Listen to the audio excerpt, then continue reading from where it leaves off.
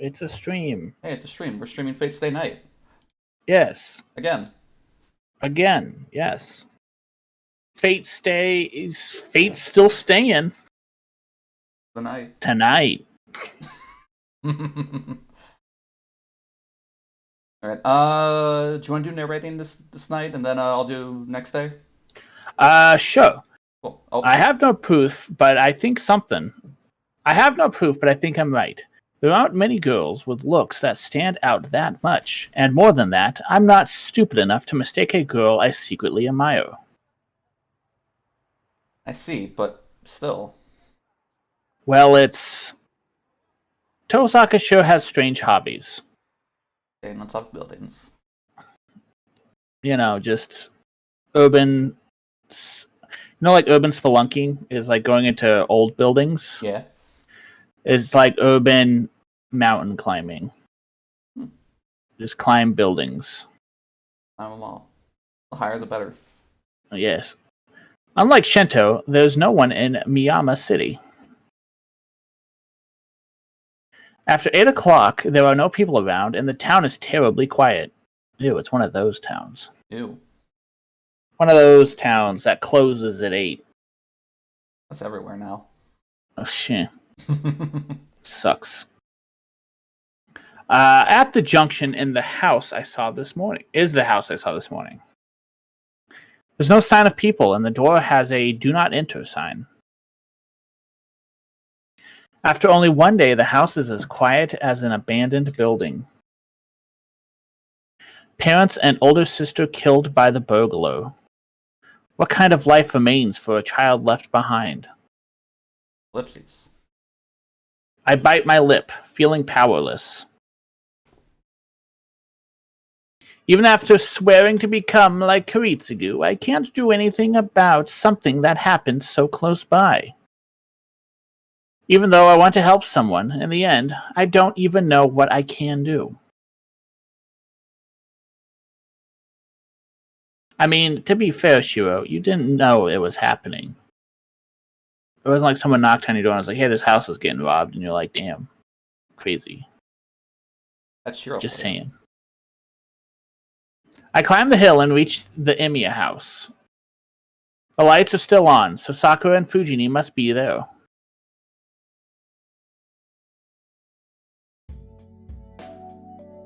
I'm home. Oh, it's just you, Fujini? Alright. Oh, welcome home, Shiro.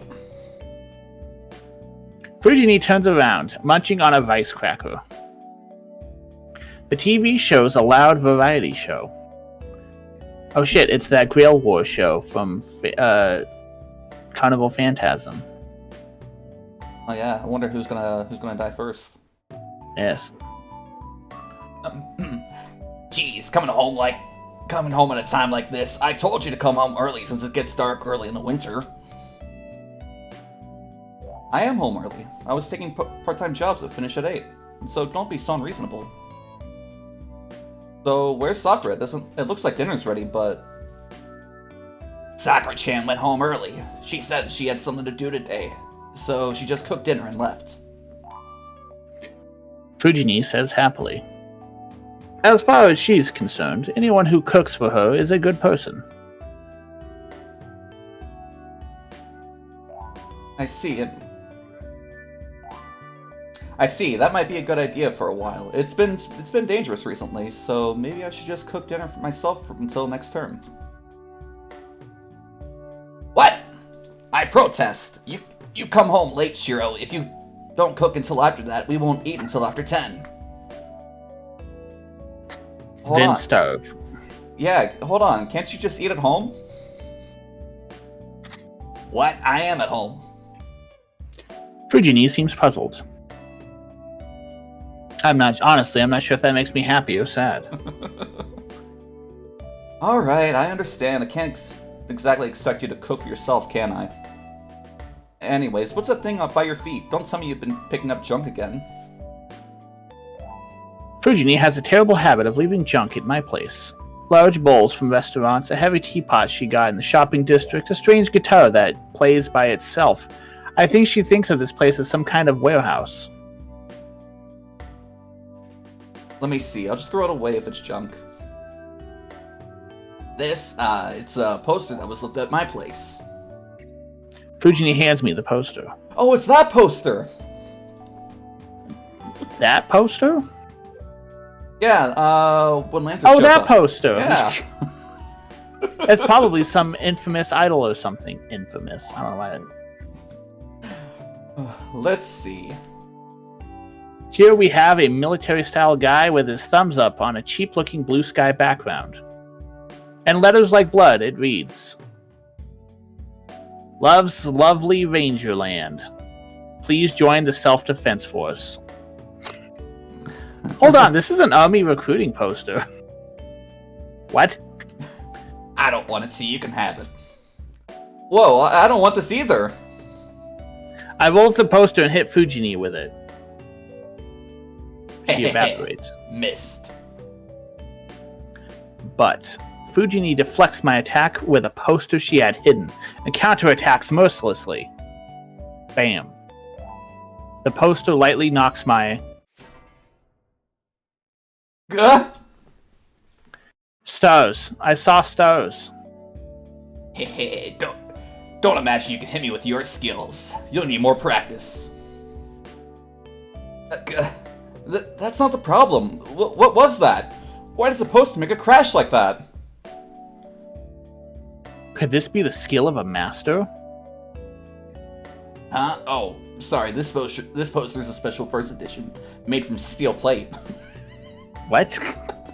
Shiro, is your head all right? You know, it's like the metal box for like games, except like posters, I guess. Can you roll that up into a poster? I mean, you could, but it'd be very lumpy.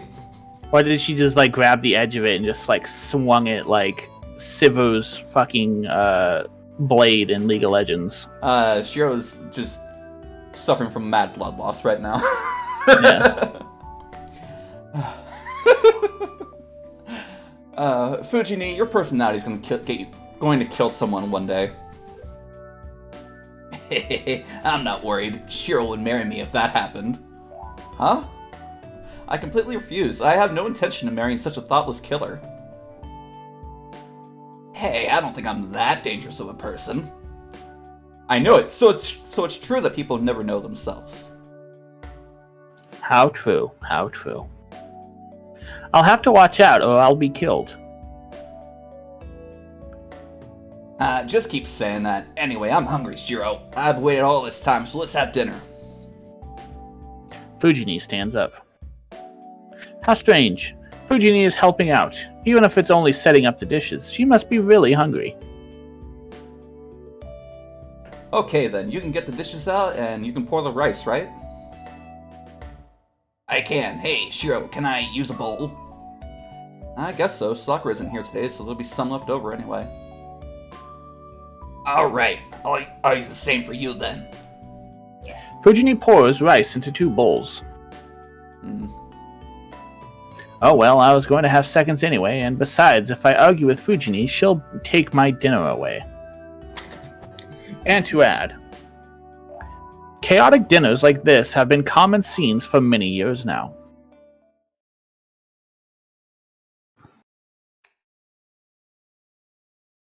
The day ends. Finishing a rowdy dinner and seeing Fujini off, I take a bath. After that, I practice my daily routine in the shed. I complete it as usual and go to sleep.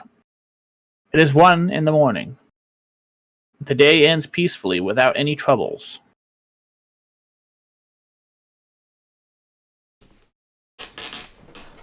Alright, cool. Day 3. Nice. Wait, stay night 3, long day, long night. Yeah. I'm in a fire. Collapsing buildings and burning people. No matter how far I run, the scenery is always red. This is a vision of 10 years ago. A memory of the distant past I haven't remembered in a while. I run through it, as if recreating the scene. There's no escape even though I know it's a dream. I run, keep running. In the end, where I end up is how I'm saved after running out of energy.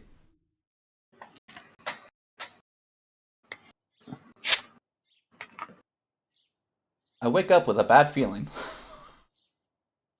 A feeling like a metal weight inside my chest. I feel my forehead and find that I'm sweating a lot, even though it's winter. Oh, it's already this late? It's already past 6 o'clock. From the kitchen, I can hear the sound of the kitchen knife cutting something. Bro, didn't you go to bed at 1? Yeah. 5 hours. 5 hours of sleep? Alright.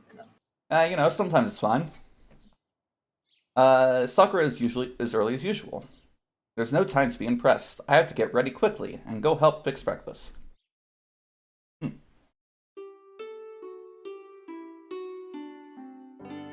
Shiro, what are you gonna do today? Will you be working this afternoon since it's Saturday? No, I don't have to work today, so I'll just be doing something with Issei. Why? Oh, nothing. I was just hoping you might come and visit me at the dojo today. I'm in a bit of a pinch this month. In a pinch? What is? What is? My wallet. I'd be really happy if someone made me lunch. I refuse. It's your own fault. You should skip a meal every once in a while. Hey, I'm not expecting anything from Shiro. The only one I'm depending on is Sakura-chan. Right, Sakura-chan? This is you, by the way. Oh, yes, it is. Yes, if you don't mind having the same lunch as me, I can prepare one. Yeah, fine. Let's eat lunch together then. Breakfast continues as usual. Today, along with the usual, there's simmered lotus root with chicken. I don't think she gets to make anything this elaborate for breakfast, but I think she made a lot of it to take for lunch too.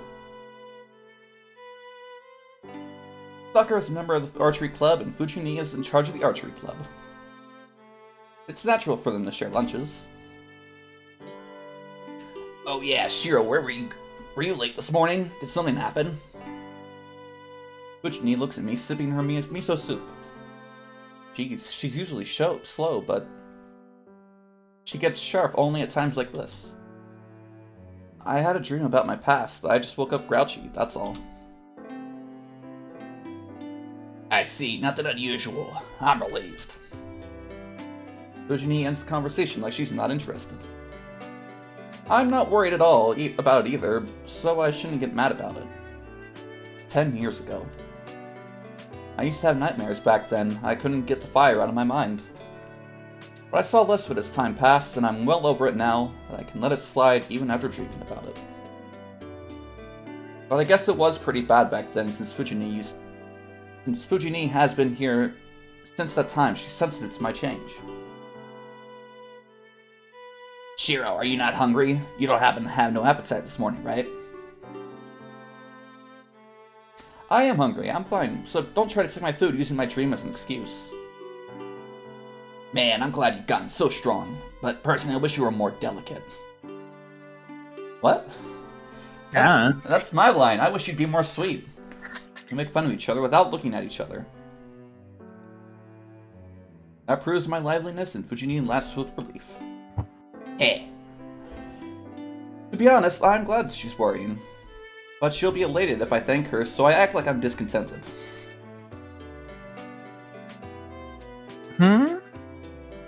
Not knowing the circumstances, Sakura looks puzzled at the way that we're acting.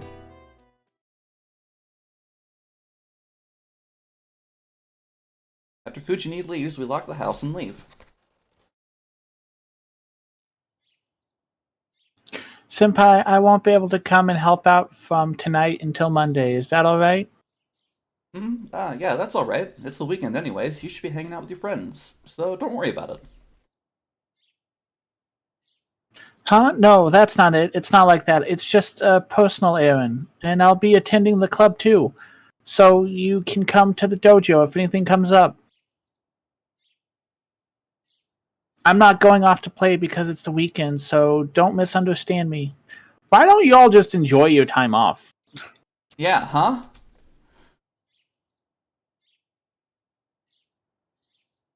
Oh, right. Sakura's acting suspicious, and she looks very tense. I don't really understand what she wants to say, but I guess she just means she can't come over this weekend. Okay, I'll go to the dojo if something comes up. Yes, it'll make me happy if you do so. Sakura looks relieved, and when she looks down, her face suddenly stiffens. Senpai, your hand. Hmm?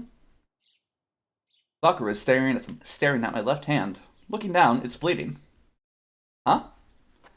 I pull up my sleeve. There is certainly blood there. What's this? Maybe I cut myself while fixing something last night? But it doesn't hurt at all. There's just a welt on there. The welt goes straight from my shoulder down to my hand, and it looks like a small snake running from my shoulder to my hand.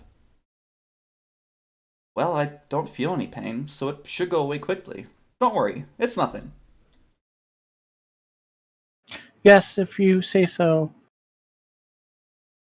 Perhaps she's God, feeling... What? Sakura's so boring. Yeah, you're not wrong. I know. Perhaps she's feeling bad from seeing the blood, as Sakura looks away and falls silent. Feels bad from seeing the blood. Oh, like nauseous? Not Probably. like... That's what I Oh, man. imagine. Not like emotionally feel bad. Yeah. I leave Sakura, who has club activities, and head to the school building. The Why schoolyard... are you at school? It's Saturday. He's got club activities. Ugh. And Shiro's gonna help, he's gonna do something with Issei. Maybe as a lazy American, I'm saying this, but like, just enjoy your time off, dude. Yeah, just don't go... Don't worry, you'll be enslaved to the Zaibatsus when you turn 18 or whatever. The Zaibatsus? Yeah. It's like Megacorps. In Oh, gotcha. Japan. The Zaibatsus. At least Sakura heads to the school building. The schoolyard is filled with spirited students running around. But still, there's something oddly wrong here. The school is like it always is. The students at morning practice are lively, and the new school building is spotless. Maybe it's just my imagination. When I close my eyes, the air completely changes.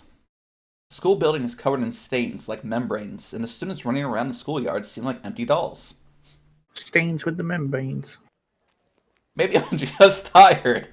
Yeah, maybe. I shake my head to clear it. I head to the lifeless building. Maybe, Shiro. I know when I get sleepy, I'm like, man, the air is filled with membranes and the people around me are lifeless dolls. I just think that always. Ah.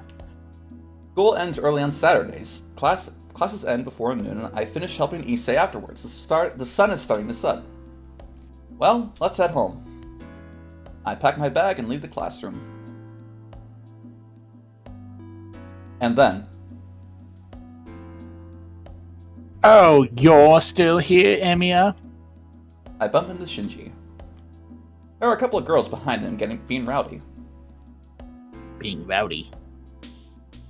You were still here even though you had nothing to do. Oh yeah, you were sticking up for the student council again, right? I envy you. You can get reports from the school without doing any club activities. Good reports is what I meant to say. That one, yes. Yes. I'm not helping the student council. It's only natural for a student to fix equipment, right? After all, we're the ones using them. Keep talking like that. For you, everything is natural. Didn't I tell you that I hate how you act like a good kid? I'm the bully. Oh. Sorry, I don't remember that. I thought it was just the sort of thing you say, so I didn't really notice it.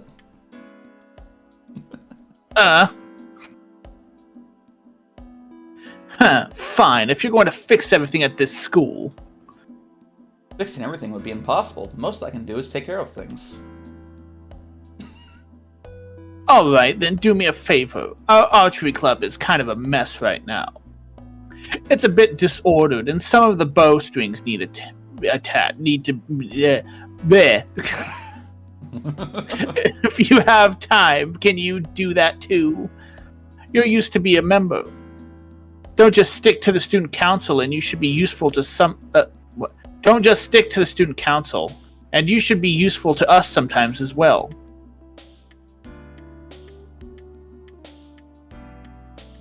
Oh, I guess this is random girl. What? Senpai, didn't Fujimura-sensei tell you to do that? Yeah, that's... Yeah, that's right. You'll be scolded tomorrow if you don't do it properly.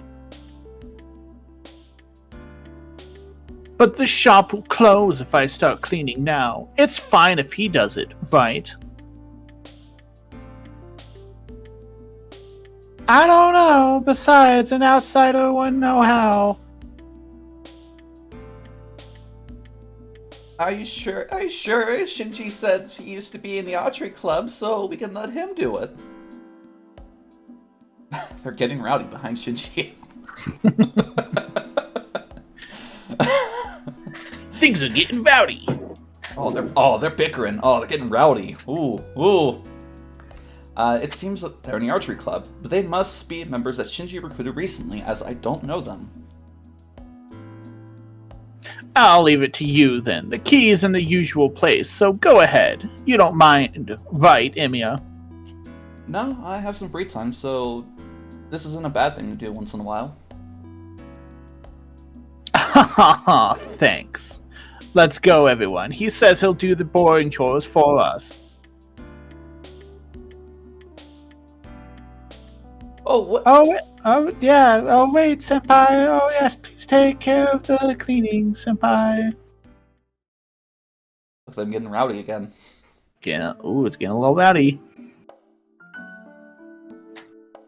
Cleaning ends quite easily as I know the place well. It took a while as it's quite big, but it was fun cleaning the place I used until a year and a half ago. I picked up a bow thinking it might be okay to shoot just once, but since it wasn't mine, I decided not to. If I ever wanted to, I can just bring my own bow and come here. But there are so many more carbon bows now. The only one... There was only one when I was in first year. Carbon-based bows are good, unlike wood and plastic bows. But the biggest problem is the price, and they're not something you could buy with the club budget. Back then, Shinji was the only one using it. Are the new members rich too? What a waste. You can modify the wooden bow a lot more. Well, I guess that's personal taste right there. When I look at the clock, it's way past curfew. It's a little after 7 o'clock, and the gates should just be closed by now. So there's no reason to rush now. But still. Was this dojo always this dirty? There are loads of places that look unkempt. Well, another hour or two won't matter now that I've done this much. I started this, so I'll finish the job.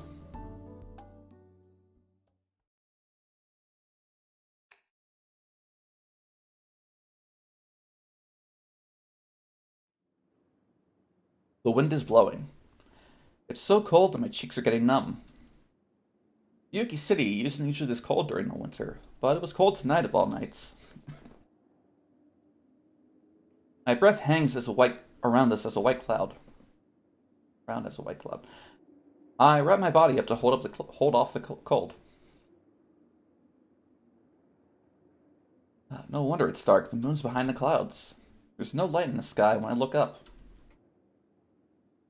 Because of the strong winds, the clouds are moving fast. It's past curfew and there's no sign of life in the empty school. It seems that this place is filled with only the chill, and it's all silent. Just now. I think I hear something. Do I hear something? Is it coming from the school grounds? This night. I must have been curious about the sound that broke the silence. To investigate it, I find myself heading there. Even though I somehow know I mustn't. It's hard to read, I agree. Yeah. I go to the schoolyard. People? I'm just gonna do that from now on. Anytime I run into a dark area, but yell, people? People? Hello? People. Oh, people! People, not empty dolls? Well, they only look like that from a distance. It's a dark night with no light. Like that from a distance. If I want to know more, I'll get closer to the schoolyard. I can hear the sounds louder now. It's the sound of metal hitting metal. That must mean that someone is fighting with weapons there. That's stupid. What the hell am I thinking? I dismiss the image from my mind with a bitter smile and walk on. At that time, maybe my instincts noticed the danger, but I hid myself as I approached. I don't know if this is fortunate or not. But anyways, as I was getting by a tree that's big enough to hide myself, I take a closer look at the source of the sound. Oh shit, it's ufotable. Oh damn, look at the go. Look at all those frames. My mind completely stops. What the? There's something strange here. A man in red and a man in blue. They are dangerously armed, and as their ominous appearance suggests, they are actually slashing at each other. I can't understand. I can't follow them with my eyes. My brain does not work properly, faced with their impossible movements. But the clang of their weapon tells me that they're trying to kill each other. I just knew immediately when I saw them. They are not human, and they are probably just things that look like humans. I can tell not because I'm learning magic. Anyone would realize they're not human. After all, humans can't move like that. They are on something no one else. They are something that no one else should associate with. I mean, I guess. I can feel their murderous intent even from a distance. I'm going to die. My body understands faster than my brain that I will definitely die if I stay here. That's why my heart is racing so fast. As a living thing like them, I sense that they're living... What? As a living thing like them, I sense that they're living things made only to kill. I can't believe this is the series that has the voice line "people die when they are killed" with such succinct writing that it has. It's just that that video of the guy writing with the quill that's on fire. They're using weapons made only to kill. I remember the murder yesterday. They said the family was killed with some sort of weapon like a sword. Actually, Shiro, they said something more like a spear. You just said sword. I shouldn't watch any longer, but my body won't follow my commands. And I can't even breathe. My mind wants to run away, but my judgment tells me if I'll be seen the moment I run away. More than the conflict within me, my body is just numb. Even though I'm a good 40 meters away, I can't breathe properly. And it's like I have a spear pointed right at my back. Right at my back. Right at my back. The sounds stop. The figures separate and stand facing each other. The moment I feel a relief at the end of their battle, I sense an even stronger intention to kill. My heart stops. The numbness in my body becomes convulsions, and I clench my teeth to try to hold my trembling body. What the hell is he? An overwhelming amount of magical energy is flowing into the guy in blue. Kuritsugu showed me once what it's like to draw in magical energy from the surroundings. It was a beautiful magic that impressed even It was a beautiful magic that impressed even an amateur like me. But that thing is different. Just as even a simple task of drinking water could seem ugly if it goes too far. What? Okay. What he is doing is so excessive that anyone with knowledge of magical energy would hate it. You ever see that video of the guy laying on the ground? He has his mouth open with cereal in it, and someone's just pouring milk into it. Yeah. It was like unsightly drinking water. I'm like, nah, what doesn't make any? Oh, yeah. Nah, I get it. He is going to die. The guy in the red is going to die. It's a blow with that much concentrated magical energy. There's no way he'll be able to survive it. Yay, bold. He'll die. He's not human, so something merely like a human will die. That's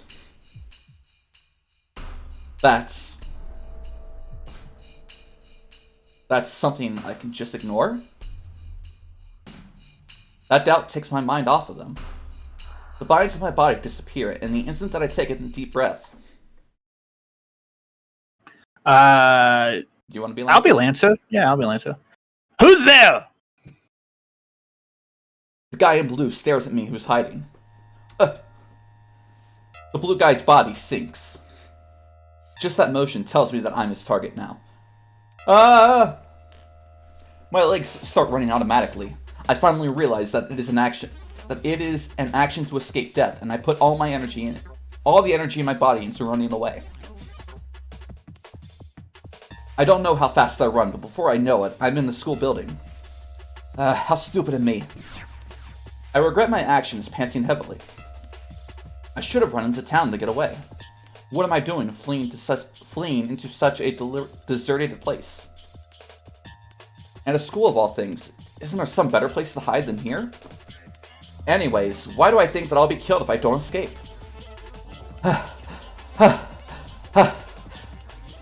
My heart aches from running so much. Turning around, I can sense nothing pursuing me. The only sound in the air is the sound of my footsteps. So I can finally rest. I stop my feet, unable to take another step, sending oxygen pumping into my heart, and look up, finally realize that I am safe. Whew. Man, what was that?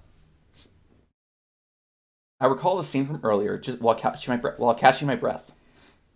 Anyway, I'm sure that it wasn't something I should have seen. Something like humans were fighting in the school grounds. That's all I can remember. There was something else I saw out of the corner of my eye. Wasn't there someone else too? But I can't remember what the figure looked like. To be honest, I didn't have the composure to notice anything more other than those two fighting. Well, anyways. Chase is over, right? Well. Chase is over, right? The voice comes from right in front of me. Yo, you ran pretty far. He speaks in a friendly tone. I can't breathe. My brain stops.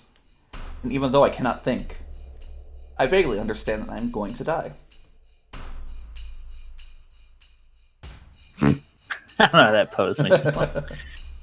You know better than anyone that you can't escape, right? People who get killed are usually like that. It's nothing to be embarrassed about. You don't have to feel ashamed. The lance is casually raised. You were just unlucky, kid. Well, you saw us, so die. And then the man's lance mercilessly pierces Emiyashiro's heart. He was cooler in the anime. There wasn't even time to dodge it. All the training I did was for nothing. Correct me if I'm wrong. In the anime, doesn't he turn around to see if he's being pursued, then he slows down and then turns back and just walks into the lance? Yeah, kind of, yeah. Yeah. All that training I did was I knew I was going to be killed. I knew I was going to be pierced by that lance, yet I could not move at all.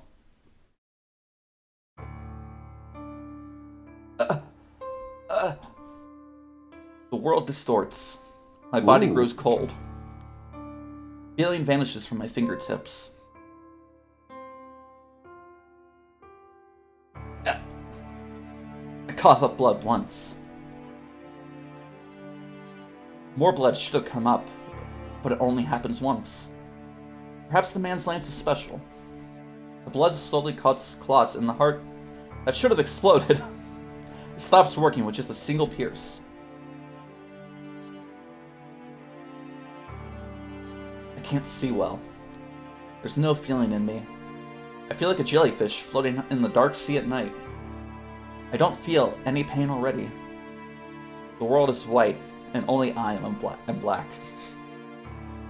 So rather than feeling like I'm dead, it's more like the world around me has disappeared.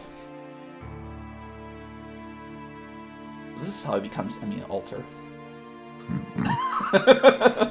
I know this. I felt this 10 years ago. This is how someone feels when dying. Dead men tell no tales. It's only natural for a weak to die, but I cannot concentrate on my vision. Man, you really make me do unpleasant jobs. It's a joke that a hero is acting like this. I can only hear voices. I know. I have no complaints. I saw the girl's servant, so I'll go back. A voice filled with irritation. And after that, I hear footsteps running through the hallway. Ocho, huh? I want to finish this match with him, but I have to follow my master's plan. Jeez, I don't like him. The voice suddenly disappears. I guess he jumped out the window or something. And after that,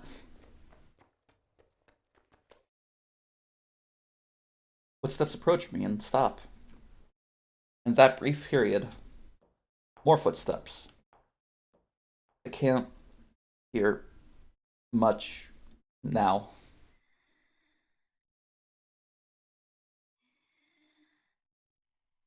Who's Ren? Am I Ren? I think you're Ren. Follow him, Ocho. Lancer will probably go back to his master. This won't be worth it unless we at least find out what his master looks like. Whose voice was that? I concentrate my fading mind, but I can't remember anything. Right now, my breathing is too noisy. My lungs must still be alive. The air coming out of my mouth is as loud as a hurricane. But it's amazing he isn't dead yet. I sense someone looking at my face.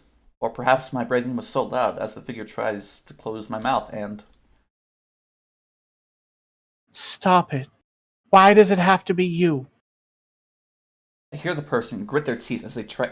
Then they touch me without hesitation.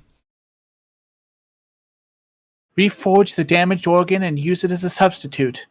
And restore the heart in the process, huh? If I succeed, I'll be accepted to the clock tower instantly. A pain-filled voice. With that, my mind stops fading. Feeling returns to my body. Slowly, bit by bit, like a drop of water going down a leaf, feeling returns to my body. What is the person doing? The person is sweating and placing their hands on my chest with all their heart. Then I notice the place where the person placed their hand is terribly hot. It must be so hot that the frozen blood melted and started to flow again. Phew. I sense someone take a deep breath and sit down. I'm tired. I hear a clang of something falling. Well, I guess it can't be helped. Forgive me, father. Your daughter is terribly heartless. Hey. And that's it. The person speaks to mock themselves and leaves. My heart resumes its activity, and then my mind stops. This is not the sleep of death. This is a restful sleep to recover the energy to wake up again. Like a power nap. Yeah, I'm gonna be right back.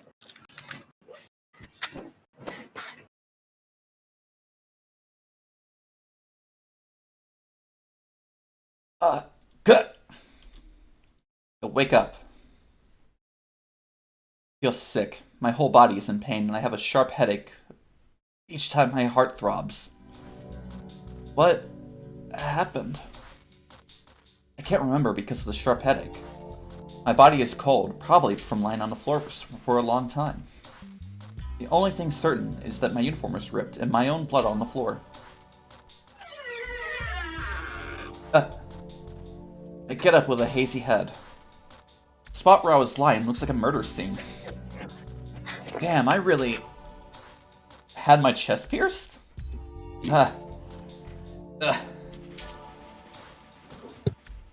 Bearing the pain, I enter the closest classroom. Moving to the locker with unsteady steps, I take out a mop and bucket. What am I doing? I'm still in a panic. Why do I still have to clean up? When I've just met something totally outrageous and been killed instantly. Am I an idiot?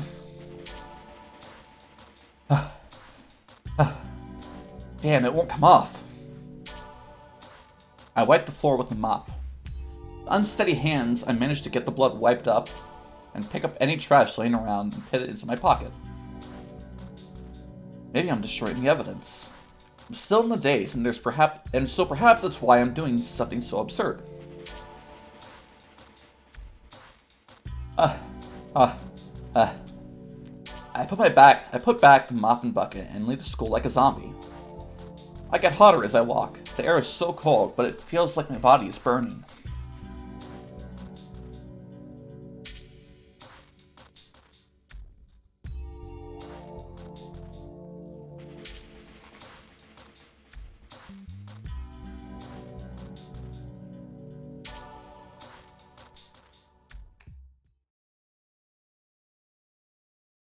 When I get home, the day has already changed.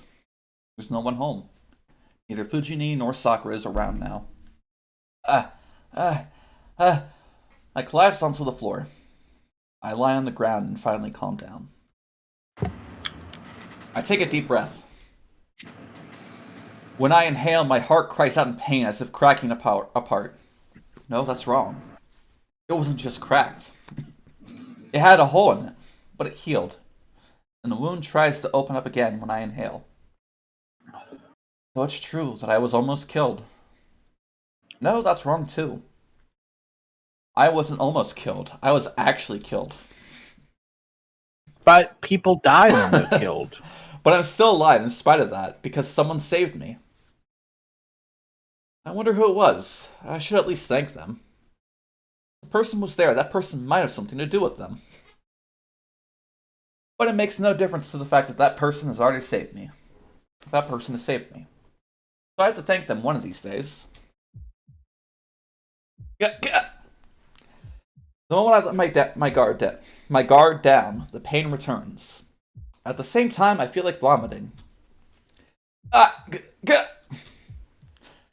sit up and resist the sickness. Huh? I place my hand on my bare chest where the uniform is ripped. Even though I was saved, I did have a hole in my chest. That feeling. Such an unpleasant feeling, a spearhead entering my body isn't something I can forget easily.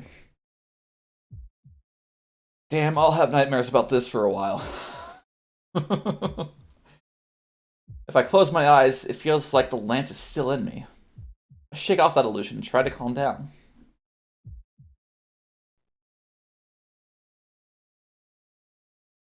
Alright, I'm starting to calm down. The result of all that training every night, just taking a few deep breaths clears my mind, and the heat and nausea vanish from my body. So about those guys.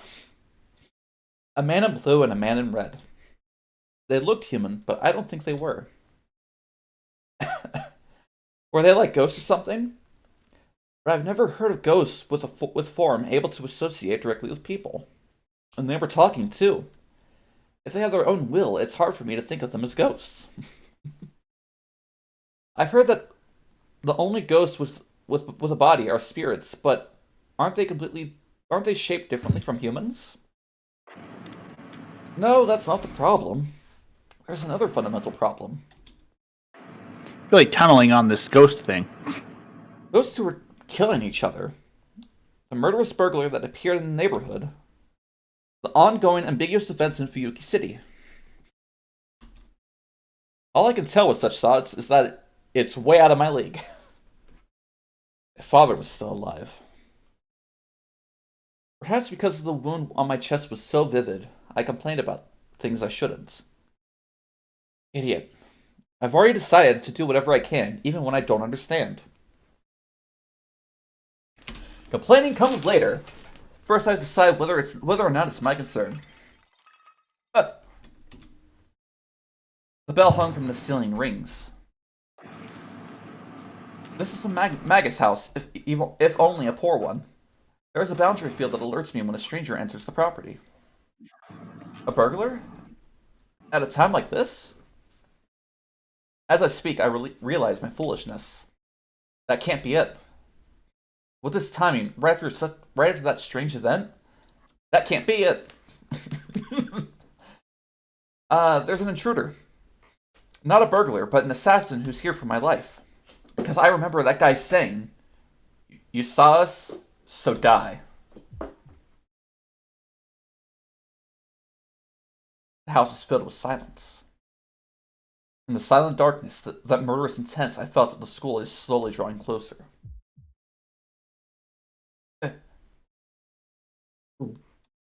My throat gulps. I feel a sharp chill run down my spine. I will be instantly pierced if I move from this room. I frantically contain the scream that is about to escape my mouth. The instant I release it, the assassin will happily jump in and take the opportunity to kill me. If that happens, it would be just like before. Unprepared, I will be pierced by that lance again. The moment I think about it, my breathing goes wild. Damn it. I'm ashamed that I'm about to give up my life my saved life so easily, and that I'm afraid. Gritting my teeth and holding my chest, I try to restrain myself. I should get used to it.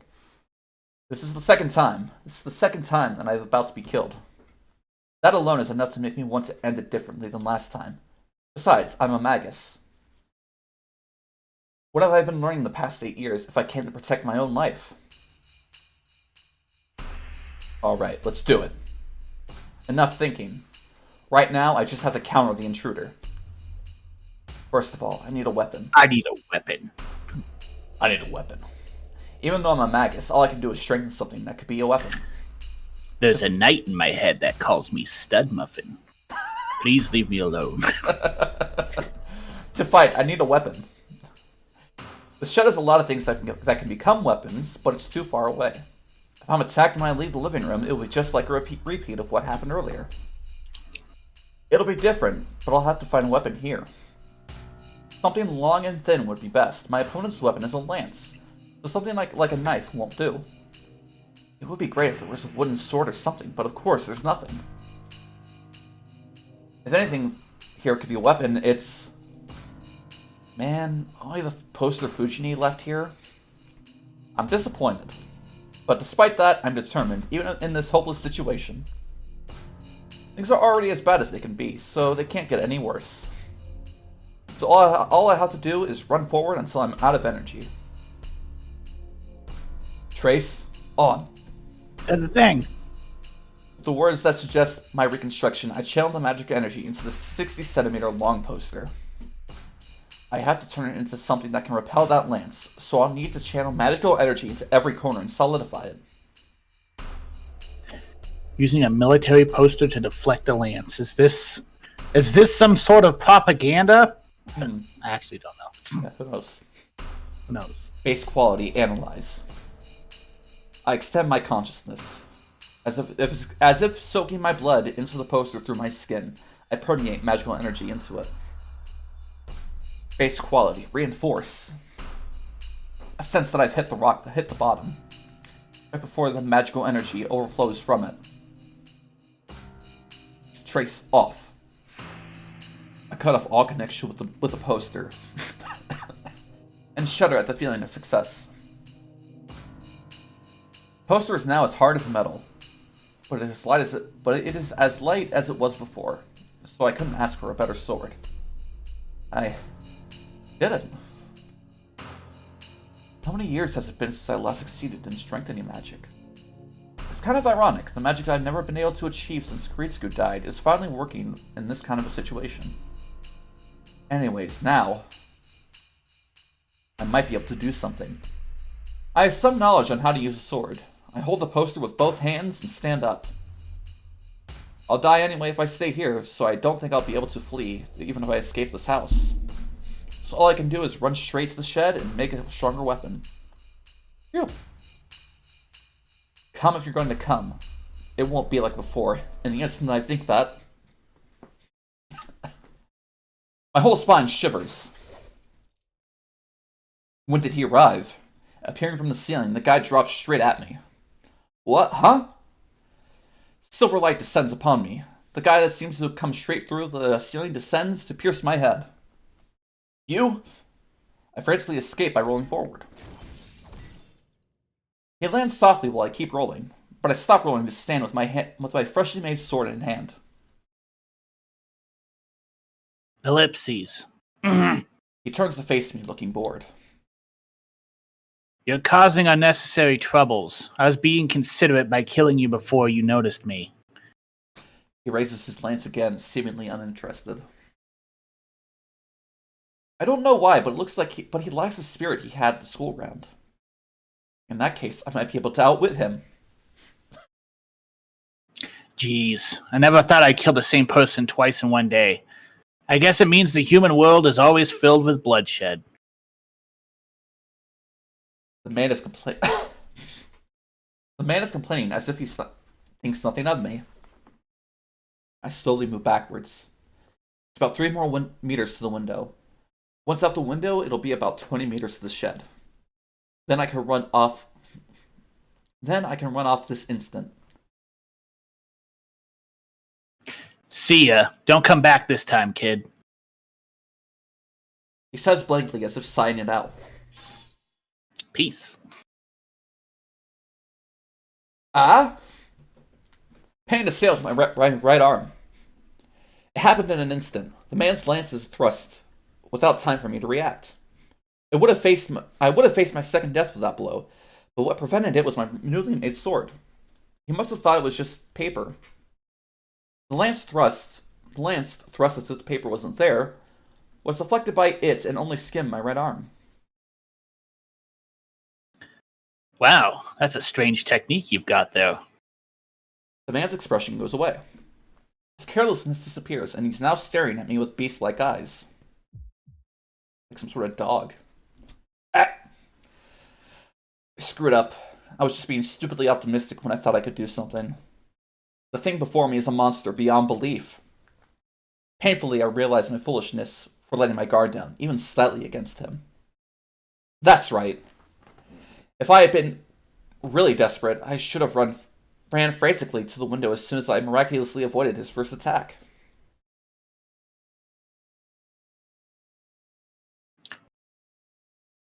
I thought you were just a kid, but I see. I do feel some sort of magical energy from you, even though it's weak.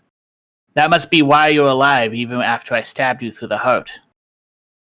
He points his lance at me. I won't be able to block it. I can't possibly block that lightning-fast blow. If this weapon were a sword, I might have been able to at least prepare for it. But that's a lance. A sword follows like a line, but a lance has a point. Yeah. How am I supposed to block a blow from a point that I can't even see coming? Good. Oh, oops. Good. It looks like I might be able to have a little fun. The man's body descends. In that instant,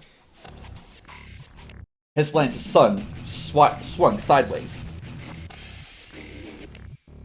I block the lance coming at my face with just my instincts.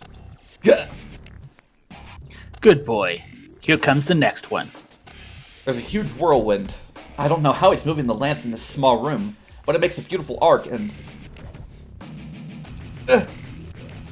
comes to attack my body from the other side. Gah! My constructed sword moves to stop it, bends. Is he using a hammer? Damn, this numbness feels like I've broken the bones in my arm. Damn you! Huh? Huh? Oh. I swing the sword instinctively. He must take me lightly if he hasn't pulled back his lance. So I flick away the shaft from my sword. Yeah. The arms that hit are going numb.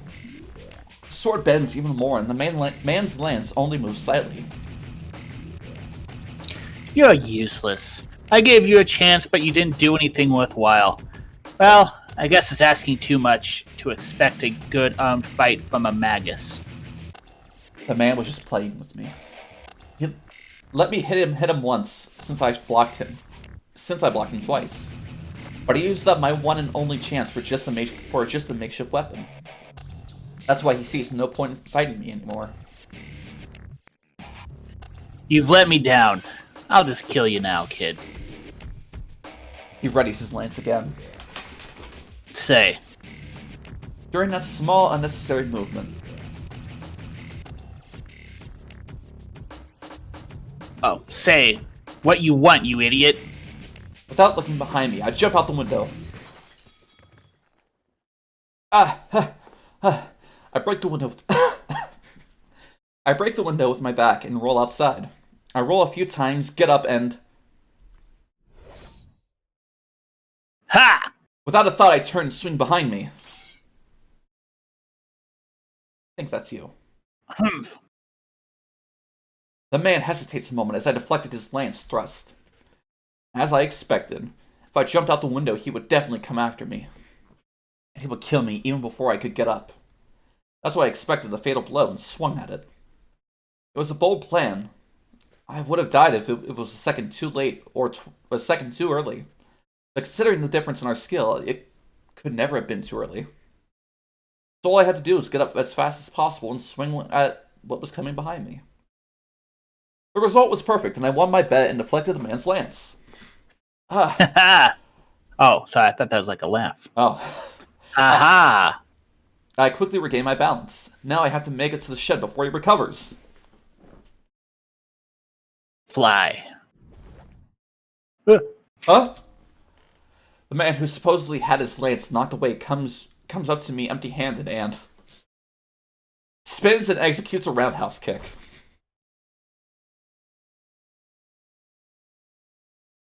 The scenery flies past me. My battered chest is numb and I cannot breathe. No, what's more surprising is that I'm flying. Never in my dreams did I thought that I would be sent flying with a mere roundhouse kick. Gah! I fall to the ground from my back. I hit a wall and come crashing down. Gah. I can't breathe. My vision is blurred. I manage to stand, supporting myself against the wall of my destination, the shed.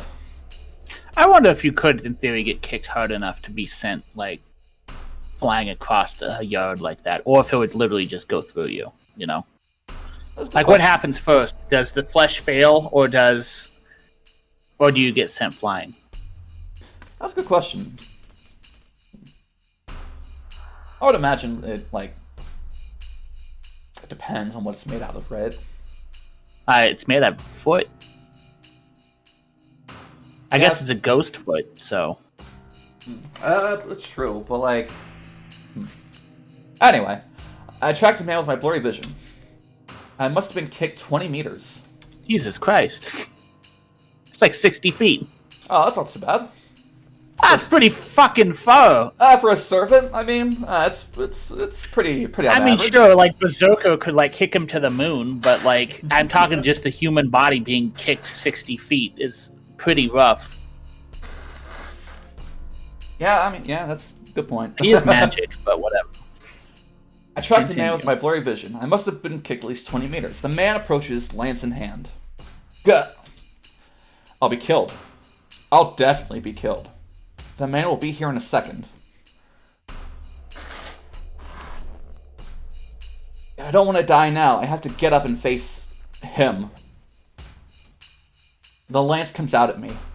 I can't even turn around fully, and my collapsing body faces the man's lance. Damn. If you're a man, keep yourself together. Bro, you just kicked him 60 feet into, like, a wall. How fortunate. I got lucky as I couldn't hold myself up and my knees collapsed. The lance goes over my head and hits the door of the shed, opening it. Oh. So this will be my last chance. If I go in the shed, there will be something I could use as a weapon. Gah. I enter the shed on all fours. There. Here, this is it. A fatal, inescapable blow is thrust. You! And I block it. I unroll the poster and use it to make it into a one-time shield. A huge impact. The open-up poster did block the lance, but it was not strong enough. It pierced through it and transforms back into its original paper. Gah. Hit by the impact of the thrust lance, I'm flung into the wall. I fall onto my butt and recover myself. When I raise my head to try to find a weapon. Checkmate. That was a pretty surprising move, kid. The man is pointing the lance at me. This is it. The man's lance is pointed directly at my heart. I know this. This is the smell of death I just felt a few hours ago. But I don't understand. You're quick-witted, but you suck at magic.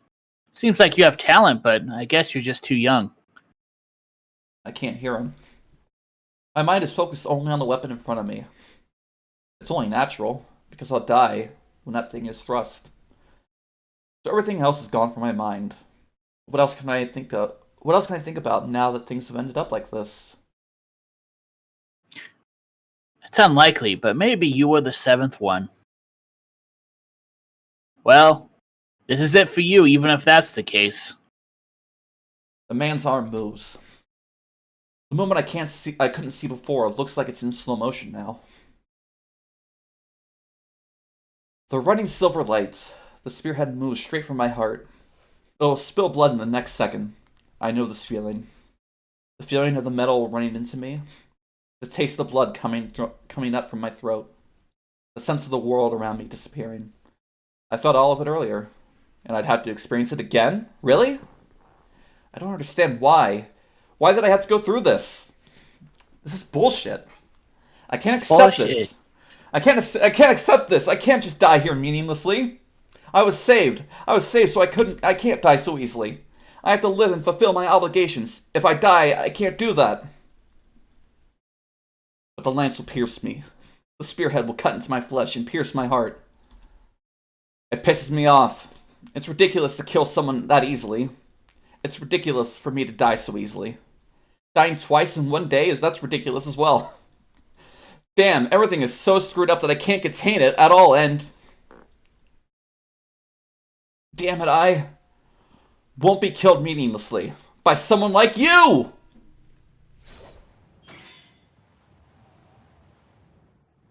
I think that's you. Huh? Truly, What? it appeared like magic. Well, it was magic. In a blinding light, it appeared from behind me. My mind stops.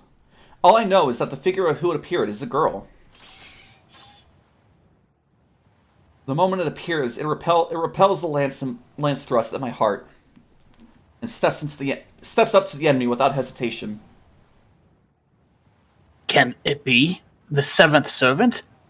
You want to be Saber? Sure. The man readies his deflected lance, and the girl swings something she is holding.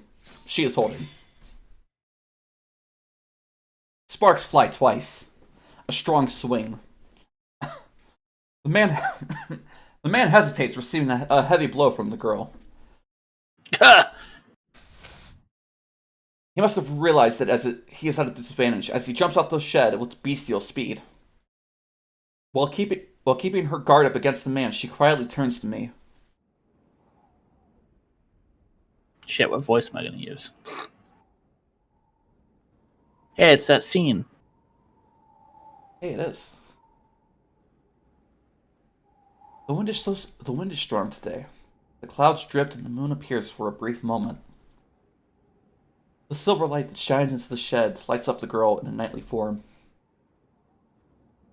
I'm speechless. Not because I'm confused by the sudden turn of events. I'm at loss for words because of this girl's overwhelming beauty. Girl stares at me emotionlessly with her jewel-like eyes. I ask you, are you my master? She says in a valiant voice. Huh? Master? I only repeat back her words. I don't know who she is or what she's talking about. All I know is that this small girl is the same kind of being as the man outside.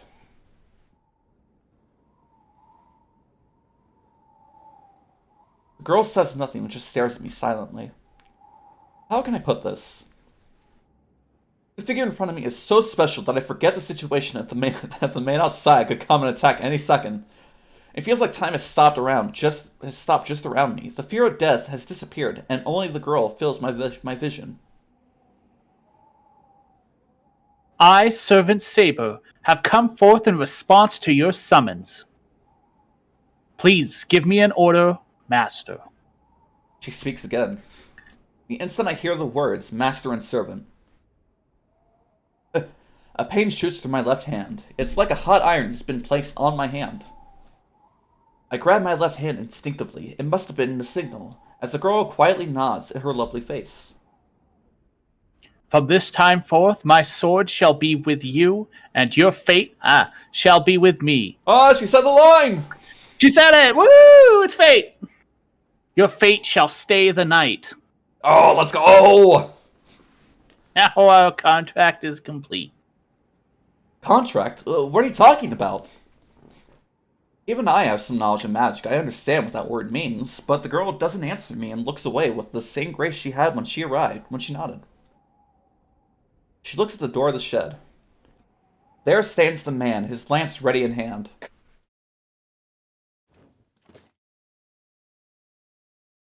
She moves faster than I can think. The knightly girl leaps out of the shed without hesitation. I get up and follow the girl, even forgetting about the pain in my body. There's no way that girl will be a match for him. Even armored like that, she's a girl smaller than me. Tallest Saber, isn't she like 4'10" or something? Yeah, something like that. Stop! My words are silenced by the sound.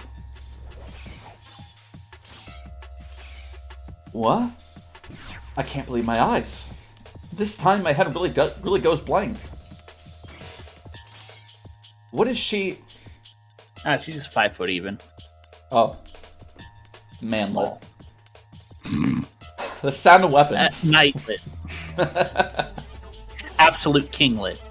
The moon is hidden from behind the clouds, and the yard has returned to its original darkness. In it, sparks are born from steel hitting steel. The lance-wielding man wordlessly attacks the girl who jumped out of the shed. But the girl parries the blow of the lance and knocks away all following attacks, driving the man back with every blow. I can't believe it. The girl called Saber is overpowering that man. The battle has begun. What happened between me and him earlier wasn't a battle. A battle is a fight between two people who can kill each other. Whatever the difference in skills, if each has a way to kill the other, then you can call it a battle. Their fight is a battle in that sense too. The man's lance that I couldn't even see is thrown with even more power, but the girl parries it with the thing in her hands, and closes in on the man. Damn. Oh. I thought no. No, that was you. Everyone says it at once. Damn. The man retreats a bit. He holds the lance vertically to protect his ribs as the girl goes for him. Whoa! Effects! Gah! For a moment, the man's lance glows. It was a blow like an explosion, and I guess it really was one. The instant that man blocks the thing in the girl's hands, the thing that the girl's holding. That man, the thing from the backyard, the guilty you. The lance in his hands glows as if electrified. The man, and even I can tell what that is. That is a force of magical energy so strong that it's visible. In each of the girl's blows is a terrible amount of magical energy. That outrageous amount of magical energy is penetrating the opponent's weapon just by touching it. Such a thing, it must take such force just to block it. If you think the man's lance is as accurate as a sniper rifle, the blows of the girl are like those of a powerful shotgun. Every time the girl swings, the yard is filled with light. But that isn't what's overpowering the man. Coward! What are you doing, hiding your weapon? The man complains while avoiding the girl's fierce attacks. The girl doesn't answer, but only attacks even more with the thing in her hands. You! The man retreats with not even a chance for a counterattack. That's only natural, because the girl's weapon is invisible. As he cannot sense her range, it would be careless to attack recklessly. Whoa! Yes, it's invisible. The girl definitely has something in her hand. But as you can't see the shape nor how long it is, you can't tell anything about it. Perhaps it's totally invisible, as it does not show up even when sparks fly from it. Damn! The man must be having a hard time defending against it, as his moves aren't as sharp. And the girl lets out a voice for the first time. She swings her weapon with even more fury. A sword swings without pause. The flying sparks remind me of a blacksmith hitting iron. The lance-wielding man blocks them, clucking his tongue. I must say, I admired his skills even more when he tried to kill me. Even though he tried to kill me. The man is blocking invisible blows, watching only for his opponent's legs and arms. But that's it. You only need to beat down someone who's gone defensive. As if to say so, the girl steps even closer to that man and delivers a blow with all her might, as if smashing him down. Don't underestimate me, fool! You must see this as an opportunity as the man disappears. No, he jumped back, making it look like he disappeared. The girl's blow cuts through the air and destroys the ground, kicking up dust. The blow swung as the final one was easily dodged. Idiot, what was she doing? I can tell, even from a distance. I don't know about the careful blows from before, but such a big blow. Won't be able to touch that man. That man. Even that man's body must have been straining under all those attacks. But he suppressed it for an instant and jumped away. As if this blow would determine the victor. Ha! The man who jumped back several meters jumps as soon as he lands.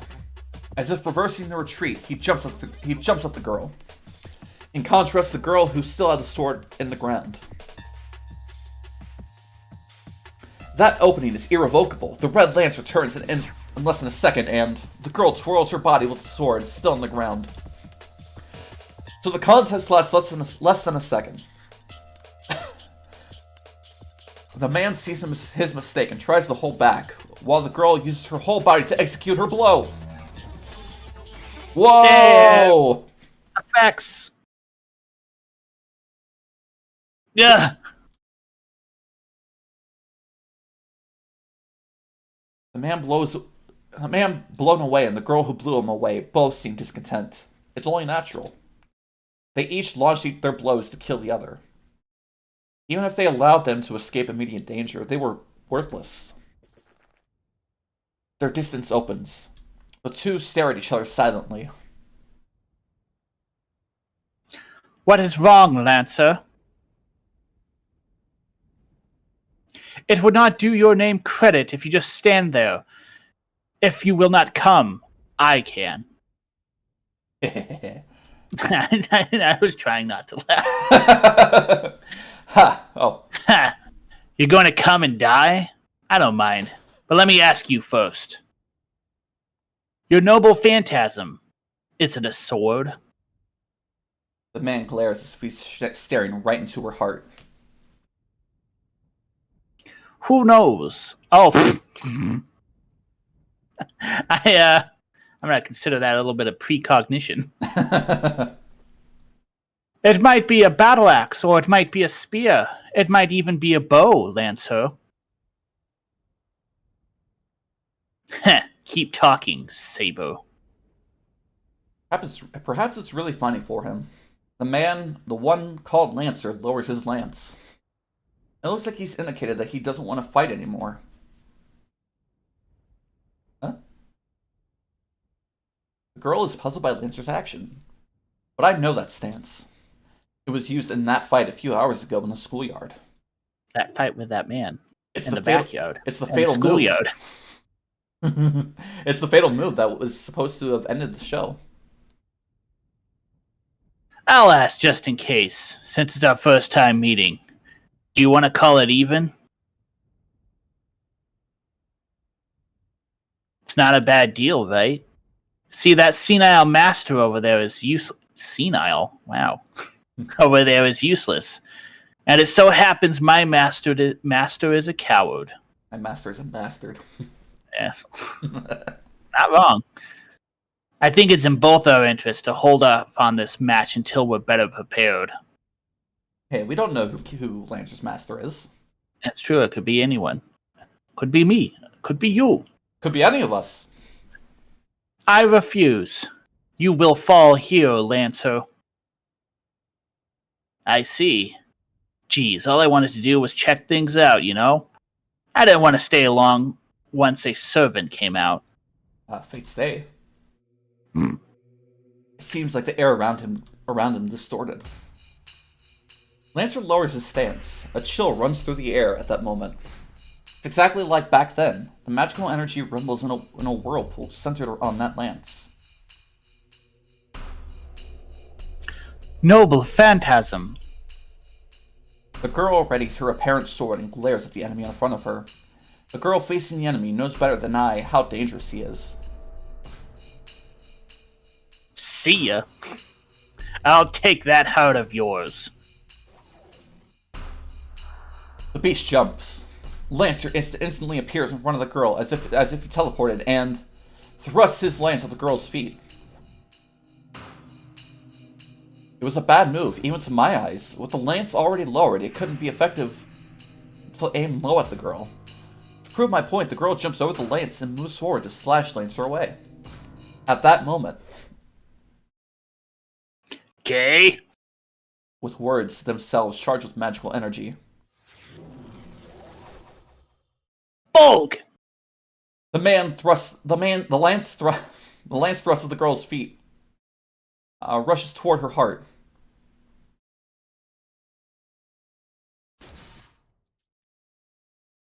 Her body rises into the air.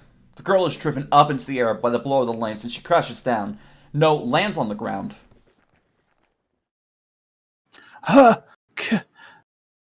She's bleeding. The girl, who hasn't even received a scratch so far, is bleeding badly from her chest. A curse. No. A reversal of causality. She speaks in pain. I'm surprised too. No, since I saw it from a distance, I can tell better than her that the attack just now was a strange one. The lance was definitely aimed at her feet, but it suddenly changed its course, moving strangely in an impossible direction, and pierced the girl's heart. The lance itself hasn't grown or bent. It looks so natural that it makes one think that the lance was already in her heart. For that reason, it's strange. It's not as simple as the lance changing its course and piercing her heart.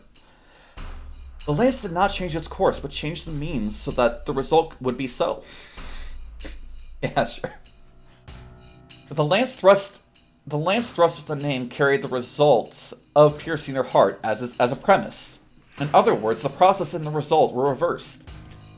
As long as the result of the lance piercing her heart, as long as there was the result of the lance piercing her heart, the course of the lance was merely something added later to provide the proof of that fact. An evil thorn that breaks through all defenses. A lance that pierces the heart every time it's used. A weapon that determines your fate just by its use. How can anyone block such a ridiculous attack? However, the enemy tries to dodge it. The lance will pierce their heart without fail. That's why this move is fatal.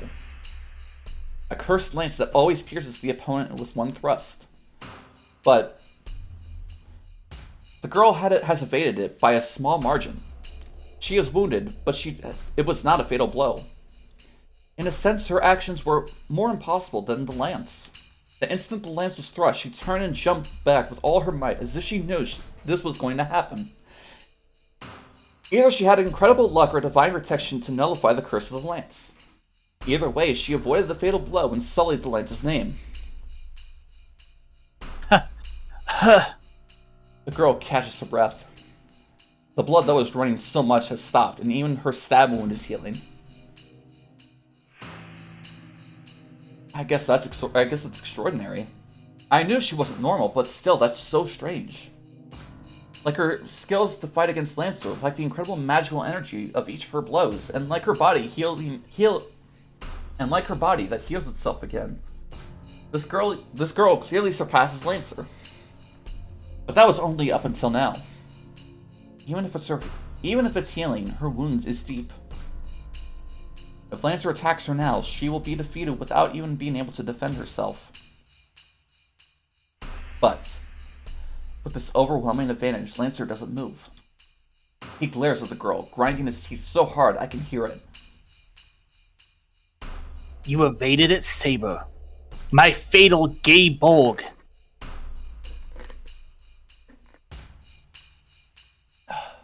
A voice that seems to echo from the ground. Gay bulg, you are Ireland's man of light.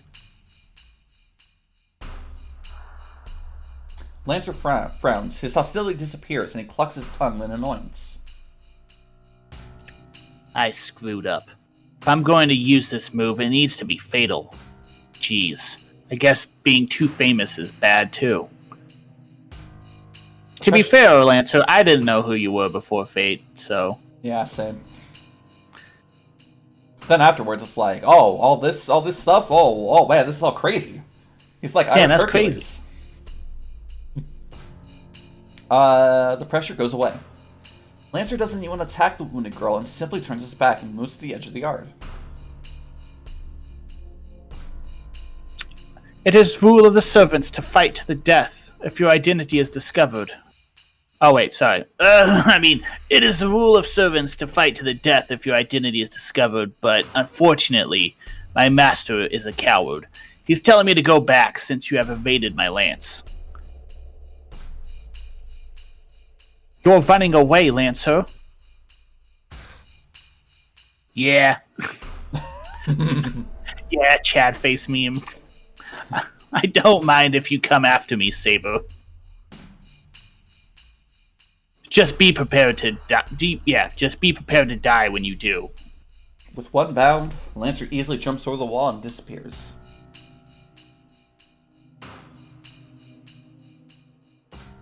Wait, Lancer! The wounded girl starts running to pursue the enemy. Is she stupid? I run through the yard with all my strength. I think that the girl will go after him if I don't stop her instantly. But there was no need for that. When the girl tries to jump over the wall, she clenches her chest and stops. Oh, SpongeBob, I'm fucking dying! I run to her and stare at her. No, I try to approach her to call out, but I forget about it the instant I come near her. To put it simply, everything about her is absurd. Damn, harsh. Now that I'm near her, I can tell that the shining armor she wears is really heavy. The old-fashioned cloth is smooth and vivid blue. No, that isn't what fascinates me. A girl who seems to be a few years younger than me is beautiful. The golden hair lit by the moonlight is finely textured, as if sprinkling with golden dust. The face, with some sign of naivety, has elegance, and her white skin looks soft. I can't call out to her because I'm fascinated by her beauty, and also for another reason. Why? Because seeing this girl fighting and getting hurt somehow made me mad. No matter how strong she is or how armored she is, I think it's wrong for a girl to have to fight. Wow, Shiro! Yeah. Get with the times, Shiro. Jeez. All the while I'm fascinated with her, the girl has her hand on her chest. But that ends quickly. Do you remember how baller Mordred's armor is? Dude, Mordred's armor is so fucking cool, dude. It does the Dead Space helmet open thing. It does. It's so cool. And Saber, why is your kid so fucking cool? Wow, why does her sword transform and yours doesn't? It transforms into invisible, I guess. Yeah, but like Mordred transforms into like a big sword. Her armor transforms too. It's pretty neat. And she drove that fighter jet that one time. She did. Her master shoots a shotgun full of fingers. Man, Fate Apocrypha was so cool. It was. I don't remember much about it, but it was cool. Yeah, same here, honestly. I remember the scene of a bunch of like jumbo jets and what's his name on that? Chiron? Yeah. That was pretty neato. Remember Frankenstein? And Atalante. Oh yeah. Oh yeah, Frankenstein was there. And there was Spartacus who gets insta-gived like immediately. Yeah. Astolfo was there. Man. Crazy. Is that a visual novel? Apocrypha? Yeah. I don't think so. I think that's a light novel. Oh, ew. Books. You know what is a visual novel, though, is Fate Stay Night 2. What was that? Oh, shit. Yeah, I actually probably should. Anyway, continue. The girl lets her chest go and looks up in pain as if the pain has gone away. She stares directly at me. I'm not sure how I should talk to her, but I noticed something about her. The wound is gone? Even though Mr. Hart, the lance stabbed her in the chest, but she's unscathed. I've heard of healing magics, but I didn't see her using anything like that. So that must mean she automatically heals even when she's wounded. Then my brain switches gear. This is no time to be fascinated by her. She's a strange being, and I can't let my guard down until I know what she is. Who are you? I take a half step back and ask her. What do you mean? I am the servant Saber. You summoned me, so I do not think you should need to confirm it. The girl answers in a quiet voice. Servant Saber? Yes, so please call me Saber. She replies without hesitation. Her tone is polite yet gentle, and just hearing it makes my head go blank. Hey, what am I getting excited about? I see, that's a strange name. I hide my burning face with my hand and reply really stupidly. I don't know what else to say. I wouldn't know of any such thing to say since I asked her name. Isn't it natural for her to introduce herself? In that case, it would be impolite to stay silent like this. I'm Shiro. My name is Shiro Emi, and I live in this house. What am I doing? Are my answers getting stupider? But she told me her name, so I should answer her too. I know I'm confused right now, but I have to be polite no matter who this is. Man, Shiro, have you never seen a woman before? You live with two. The girl, Saber, just stares at me without changing her expression. No, wait, that's... I take that back. That's not what I meant to ask you. Actually... I know. You are not a formal master, correct? Huh? But you are still my master. As long as we have made a contract, I will not betray you. There is no need for you to be so cautious. Isn't that something that's different from this and the anime? In the anime, he's like, I'm Shiro Emiya, and she's like, ugh. Emiya? And he's like, yeah. She's like, cool. Huh. Yeah, I guess so. I can hear in her words that they make no sense to me. All I know is that she's been calling me with a ridiculous word like Master. That's wrong. My name isn't Master. It's Shiro. Then I shall call you Shiro. Yes, I like the sound of that better. As soon as she says my name, I think my face lit up on fire. Hey, yo, Mr. White. Shouldn't you call someone by their last name on their first meeting? Wait a minute, why are you calling me... Ow! Pain suddenly runs through my left hand. It's burning. The back of my hand is burning. It's on a different hand, isn't it? Aren't they always on the left hand? No, wait, you're right. It is on his right hand in the anime. I was like, I should know. My hand feels like it's on fire, and a strange mark that looks like a tattoo. What the? That is called a command spell, Shiro. It is the 3 claims on a servant's obedience, and the life of a master. Please do not use it thoughtlessly. Who? Before I can finish the "are you," the air around her changes. Shiro, heal my wounds. She speaks in a cold voice. It seems her intention is on something far away behind the wall and not me. But is she expecting me to heal her? Oh wait, you're asking me? I'm sorry, but I don't know any such difficult magic. Besides, it's already healed. Saber frowns a bit. I think I said something really wrong there. Then I shall face them as I am now. The regeneration only healed the outside, But one more fight should not be a problem. One more... what? There are 2 enemies outside. Judging by their presence, it should only take a few seconds to defeat them. Saying so, Saber jumps slightly. Just like Lancer, she leaps over the wall and disappears outside. I'm left alone in the yard. Enemies outside? As soon as I say it everywhere. As soon as I say it out loud, I realize what it means. Hold on, are you gonna fight again? My body starts to move. Without thinking, I run to the gate with full force. I run to the gate, unlock it with trembling hands, and jump outside. Saber, where are you? I search through the dark. The moon is hidden now, of all times, and it's completely dark.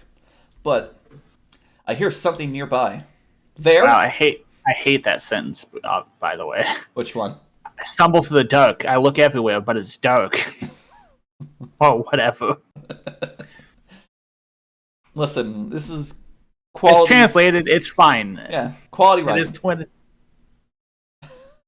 I run through I run to the small road with no sign of anyone on it. It all happens in an instant. Saber is confronting a familiar guy in red. Saber runs at the man in red without hesitation, takes his guard down, and with one blow, and... Pause. It's a good place to pause the stream. Okay, Don't you think? I mean, we've been streaming for an hour and a half. Yeah, that's a good place to stop it. Because, like, reading is going to fuck your voice up. Oh, so, absolutely. I think an hour and a half is fine at each section. Or if, more. But, I mean, at this point, it is actually a very good, like, pausing point. Oh, yeah. All right, well, if you like that, tune in next week where we stop or don't stop Saber. And, yeah. Got any pieces of advice to drop on the audience before we leave? Mordred's armor is so cool, dude.